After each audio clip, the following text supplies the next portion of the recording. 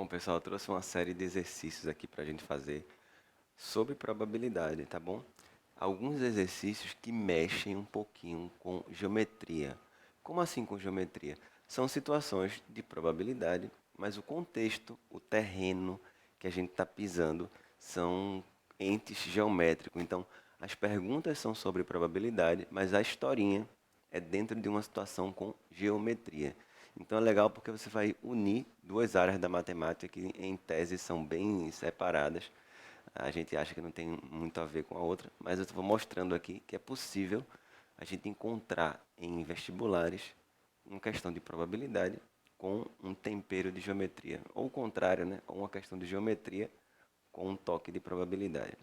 Então, essa lista de exercícios aqui são 4 questões que eu separei para essa aula, e essas questões bem específicas estão no PDF, que o link está na descrição do vídeo. Então, abre aqui o PDF, baixa direitinho. Se você quiser, inclusive, tentar antes, eu dou esse conselho, é bem legal. Tenta antes, depois assiste as minhas soluções, tá bom? Vou começar. Inicialmente, uma abelha está no vértice A de um tetraedro regular ABCD. A cada 5 segundos, ela voa aleatoriamente para um outro vértice do tetraedro. Seja P a probabilidade de a abelha estar de volta ao vértice A passados 15 segundos. Assinale 90P. Então, primeira coisa, a questão fala que uma abelha está aqui no vértice A. Ela está aqui nesse vértice inicialmente. E a cada 5 segundos ela voa para outro vértice. A gente não sabe para qual, mas com certeza ela sai do vértice que ela se encontra e vai para outro, ok? Então, a cada 5 segundos ela sai de um vértice para outro. A pergunta dele é, qual a probabilidade que ao final de 15 segundos, então se liga num detalhe, 15 segundos são 3 voos. Então, se ela faz um voo a cada 5 segundos, 15 segundos são 3 voos. Então, ela vai voar 3 vezes, tá bom? Qual é a probabilidade que ao final de 15 segundos ela esteja de volta ao vértice A? Então, primeira coisa, vou calcular a probabilidade usando aquele conceito básico mesmo, que a gente usou em várias questões já. Casos favoráveis. O que são os casos favoráveis? São os casos onde ao final do terceiro voo ela está de volta ao vértice A. Sobre casos possíveis. Em relação aos casos possíveis, como eu digo, né? Geralmente é melhor começar pelos casos possíveis, fica mais fácil. A gente chama isso aqui de ômega. Então, os casos possíveis são 3, 1, 2, 3 voos. Quantas possibilidades ela tem para fazer essa sequência de 3 voos? É isso que a gente vai calcular. Bom, ela está no vértice A inicialmente, e aí a cada 5 segundos ela voa para um outro vértice. Só que o tetraedro ele tem 4 vértices no total. Se a abelha está aqui no vértice A, para o primeiro voo ela tem 3 possibilidades, que é B, C ou D. São essas possibilidades. Então ela tem 3 possibilidades. E ela vai para qualquer um. Vamos supor, ela veio para cá, para o B, para o C. Quando ela chega aqui no C, no segundo voo, ela continua tendo 3 possibilidades, que é voltar para o A, ir para o B ou para o D. Lembre-se que a gente está calculando os casos possíveis, então vale tudo. Ainda não estou me preocupando com os casos favoráveis. Então ela tem 3 possibilidades para o segundo voo. Vamos supor que ela veio para o vértice D. Para o terceiro voo, ela pode vir para A, para C ou para B. Então ela continua tendo 3 possibilidades. Portanto, o número de casos possíveis, 3 vezes 3 vezes 3, 27. Vou deixar aqui quietinho. Agora os casos favoráveis. Como é que a gente vai fazer essa parte dos favoráveis? Você precisa se ligar na pergunta do problema. A pergunta dele é: qual a probabilidade que no terceiro voo ela esteja de volta ao vértice A? Então, aqui necessariamente tem que ir para o vértice A. Vamos começar. Ela inicialmente se encontra nesse primeiro vértice, que é o vértice A. Então, o primeiro voo que ela vai fazer, ela realmente tem 3 possibilidades. Pode ir para qualquer um. O segundo voo, é que tem um detalhe. Vamos supor que ela veio aqui para o vértice D no segundo voo. Quer dizer, no primeiro voo ela veio para cá. Ela vai fazer o segundo voo agora. O segundo voo não pode ser de volta para o vértice A, porque como ainda é o segundo voo, quando ela fosse fazer o terceiro voo, se ela estiver no vértice A, ela vai ter que sair e não vai acontecer o que a questão pede. Então, um detalhe é, ela sai do vértice A para algum vértice da base. O outro voo tem que estar, o segundo, tem que estar em algum vértice embaixo, para que no terceiro voo ela possa voltar para o vértice A. Esse é o detalhe. Então, vamos supor que ela veio aqui para o D, ela só pode vir para B ou C, para que ela possa ser capaz de, no último voo, vamos supor que ela veio para cá, para o B, o último voo ela tem que voltar necessariamente para o vértice A. E eu teria uma única possibilidade. Certo? Esse é o cálculo dos casos favoráveis. Casos possíveis, como eu digo, é bom começar pelos possíveis que a gente fica bem mais livre. Aqui eu tenho 3 vezes 2 vezes 1, que dá 6. Então a probabilidade 3, 2, 1 dividido por 3, 3, 3. Note que eu prefiro deixar assim porque dá para simplificar. E aí vai ficar, simplificando 3 com 3, 2 nonos. Essa é a probabilidade. A questão pede para marcar 90p. Então, 90 vezes p dá 20, mas é só para encaixar no gabarito, tá bom? Então, está resolvida a primeira questão. Vamos para a próxima. Considere 6 pontos numa reta e 8 pontos em uma outra reta reversa a esta. Bom, primeira coisa, quando eu falei que tinha alguns temperos de geometria, então, primeiro conceito, aqui tem um plano, que eu chamei de beta, e aqui embaixo tem um plano que eu chamei de alfa. Existe uma reta T com 6 pontos no plano beta e existe uma outra reta R com 8 pontos no plano alfa. Essas retas são necessariamente reversas. Retas reversas, deixa eu fazer aqui com a mão, vou pegar aqui rapidinho um lápis, fica melhor. O que caracteriza um par de retas reversas? Veja, faz de conta que isso aqui é uma reta e essa aqui é outra reta. Veja, não existe um plano que contenha simultaneamente essas retas, como se elas fossem, por exemplo, paralelas ou até concorrentes. Retas reversas são retas que não podem estar contidas no mesmo plano, como se fosse desse jeito aqui, tá bom? Então, a pergunta do problema é: escolhendo ao acaso 4 dentre estes 14 pontos, quer dizer, 6 com 8 dá 14, calcule a probabilidade de estes pontos serem vértices de um tetraedro. Tetraedro é tipo essa pirâmide aqui. Esse aqui é regular, mas pode ser um tetraedro irregular, não precisa ser regular. Apenas basta ter esses 4 vértices aqui formando uma pirâmide. Indique o inteiro mais próximo de 100p. Então, vamos lá. Vamos escolher 4 vértices no meio dos 14 e tem que formar um tetraedro, né? A probabilidade de formar um tetraedro. Primeiro eu vou fazer o seguinte, deixa eu desenhar aqui como seria um tetraedro pegando vértices dessas retas aqui, pontos dessas retas. Essa reta aqui é vertical, vou pegar como se fosse 2 pontinhos aqui, tipo o ponto A e o ponto E. E aqui eu vou pegar 2 pontos, tipo o ponto G e o ponto K. Pronto, G e K, A e E. 2 pontos nessa reta, 2 pontos na outra. Só para mostrar como formaria essa pirâmide, por exemplo.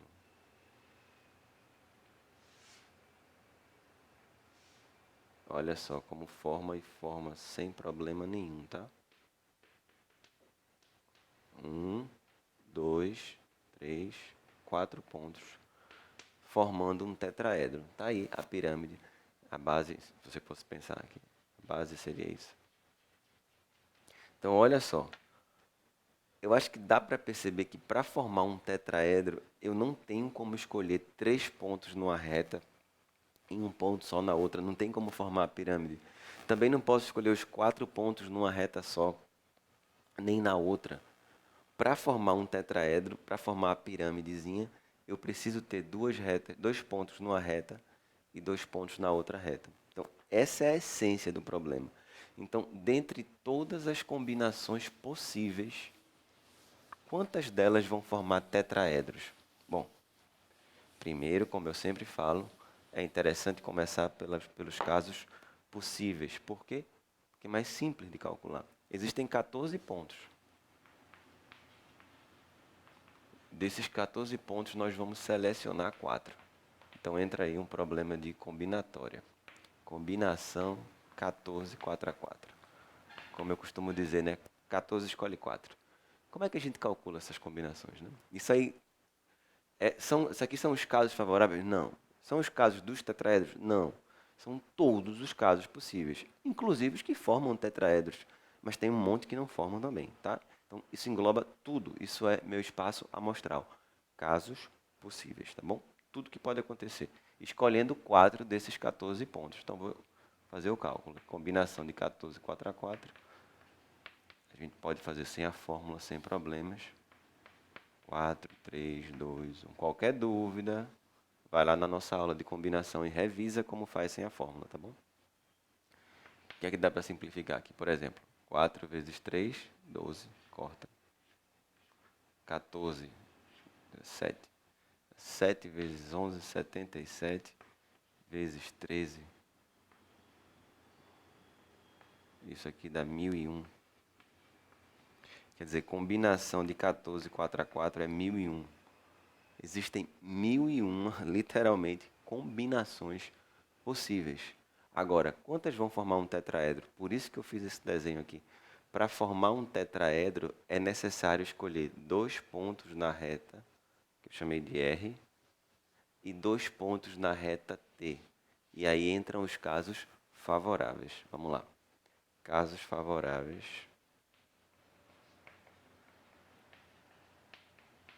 Se a gente não escolher 2 pontos numa reta e 2 pontos na outra, não tem como formar um tetraedro.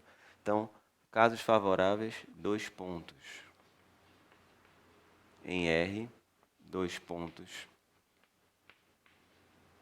em T. Vamos calcular. Vou ter que apagar aqui para sobrar espaço para a gente.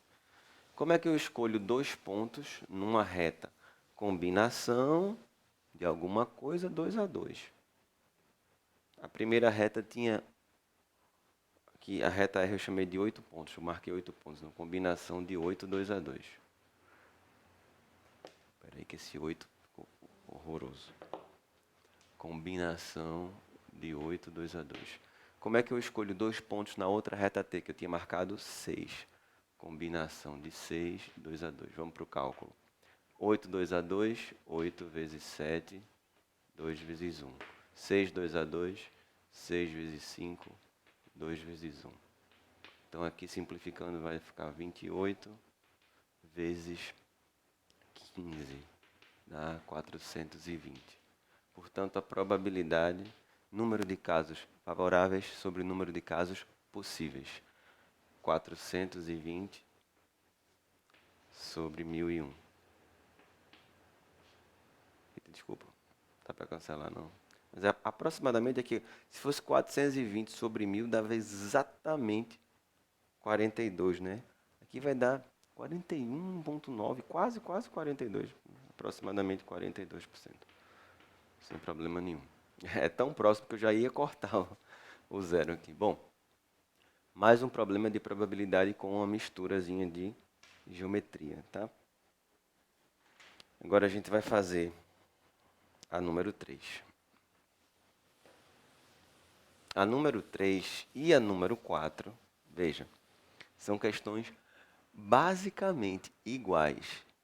A diferença é a seguinte, a pergunta é a mesma, inclusive, só que na questão 3 tem uma figura espacial e na questão 4 tem outra figura espacial.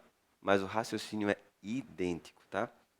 Eu vou fazer o seguinte, eu vou fazer a número 3 e vou deixar a número 4 para você, tá bom? É muito parecida mesmo. Questão 3. Vai fazer o seguinte. Escolhendo-se ao acaso 3 vértices distintos de um cubo. Eu vou desenhar um cubo aqui. Meio mal feito, mas nesse caso não vai ser tão importante. Um desenho perfeito, não. Então vamos deixar aqui. A, B, C, D, E, F, G, H. Bom, escolhendo-se ao acaso 3 vértices distintos de um cubo, qual é a probabilidade de que estes vértices pertençam a uma mesma face? Na questão 4 tem assim, a figura abaixo já tem a figura, ilustra um icosaedro regular, que possui 20 faces triangulares e congruentes entre si. Eu até mostrei aqui, numa outra aula, um icosaedro. Olha ele aqui, ó. O icosaedro regular é esse bichinho aqui, ó, que tem 20 faces, tá? É esse cara daqui. Aí ele fala, escolhendo-se aleatoriamente 3 vértices do icosaedro, qual é a probabilidade de eles serem de uma mesma face? Olha, é a mesma pergunta, a mesma, tá? Não é uma nova ideia, a mesma. Por isso que eu vou fazer essa e deixo a próxima para você, tá bom? Seguinte, e o gabarito? Bom, o gabarito você pode me procurar que eu respondo se está certo ou não, tá bom? Olha só. Indica o inteiro mais próximo. Não, aí qual é a probabilidade? Na terceira, né? Na outra ele pergunta o inteiro mais próximo. Mas enfim, vamos resolver a do cubo primeiro. Olha só, então quantos vértices vão ser escolhidos, né?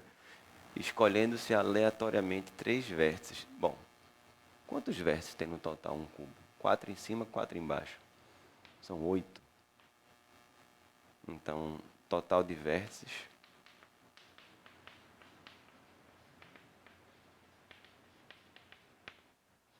8. Combinação de 8, 3 a 3. 8, 7, 6 sobre 3, 2, 1. Simplifica 3 vezes 2 com 6, sobra 56.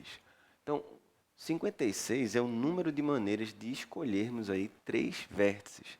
Esses são os casos possíveis. Porque aqui eu não estou me preocupando se esses vértices pertencem a uma mesma face. Não, eu estou apenas calculando o número de casos possíveis, tudo que pode acontecer. Aí agora é onde a questão fica um pouco mais, onde fica um pouco mais específica. É agora que entra o raciocínio mais forte, tá? Que é o seguinte: de todos esses casos, né, dos 56 casos, quantos deles existem onde os 3 vértices estão na mesma, olha só, na mesma face? Bom, uma face de um cubo é um quadrado desse aqui. Pode ser esse lateral aqui, sabe? Uma face, vamos entender, ela é um quadrado. Um quadrado tem 4 vértices. Então, uma face tem 4 vértices. E desses 4 vértices, eu posso escolher 3, que é o que a questão quer. 3 pontos e eles devem estar numa mesma face. Então, se eu pensar em uma face só, existem combinação de 4, 3 a 3 maneiras diferentes de escolher 3 pontos. E eles estarem nessa mesma face. Então, se eu pensar em uma face, só uma, existem 4, 3 a 3, é 4, 3, 2 sobre 3, 2, 1. Isso aqui dá 4. O que eu estou dizendo é, existem 4 maneiras de escolher 3 vértices numa única face. 4. Se você pensar, como assim 4? Vamos lá. Se eu colocar aqui A, B, C, D. Pense aí na sua cabeça. Escolha 3 letras aqui, 3 vértices, 3. Aí você vai dizer, vou começar com ABC, depois você faz ABD, depois você faz ACD, depois a gente faz BCD. Pronto, não tem mais, não tem mais nada para escolher. A ordem não importa, obviamente, a gente está selecionando, né? Não estou fazendo uma sequência. Então, 1, 2, 3, 4. Existem 4 maneiras. Olha aqui. 4 maneiras de escolher 3 vértices e eles estarem numa mesma face. Agora, pensa comigo. Esse raciocínio foi para todas as faces ou foi para uma face? Foi para uma face, só com essas letrinhas A, B, C, D. O cubo tem quantas faces? Tem uma, duas, três, quatro, cinco, seis. Em cima, embaixo, do lado do outro, na frente e atrás. São 6 faces. Esse raciocínio é para uma face, né? No total, como são 6 faces, eu teria 6 vezes 4, 24 maneiras de escolher 3 vértices e eles estarem numa mesma face, tá? De novo, esse raciocínio é para uma face só. Se eu pensar isso para todas as faces, para cada uma tem 4 formas, eu tenho 24 no total. Qual vai ser a probabilidade, portanto, de escolher 3 vértices e eles estarem numa mesma face? 24 dividido por 56. Então, resumindo, simplifica aqui por 8, dá 3/7. Resumindo, eu pensei em uma face, de quantas maneiras eu poderia escolher os 3 vértices numa face, depois eu multipliquei pelo número de faces, porque é o mesmo raciocínio para cada uma delas, beleza?